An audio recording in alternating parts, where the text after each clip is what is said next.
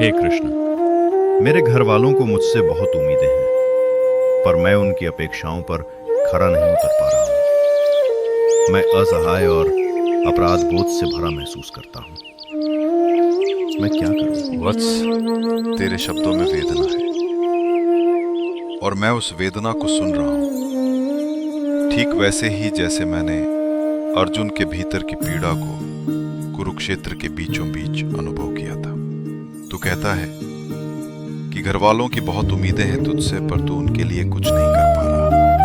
पहले तो ये समझ कि उनकी अपेक्षाएं कोई बोझ नहीं है, वे प्रेम का ही एक रूप है।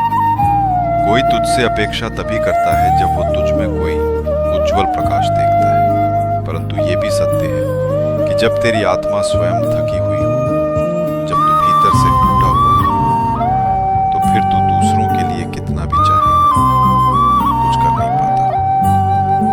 मैं तुझे दोष नहीं देता, मैं तुझे बुलाता हूं आत्मसमीक्षा के मार्ग पर। तू ये मत सोच कि तू अयोग्य है, तू ये मत सोच कि तू किसी को निराश कर रहा है। जो अपेक्षाएं हैं वे तेरे प्रेम के कारण हैं, तेरे अस्तित्व के कारण हैं, परंतु पहले तू स्वयं को संपूर्ण कर। एक दीपक तभी दूसरों को रोशनी देता है जब उसमें स्वयं का तेल भरा हो। अगर तू स्वयं खाली है, भयभीत है, भ्रमित है, तो फिर दूसरों की आशा का भार तुझे केवल डुबोएगा। इसलिए मैं तुझसे कहता हूं, पहले स्वयं के भीतर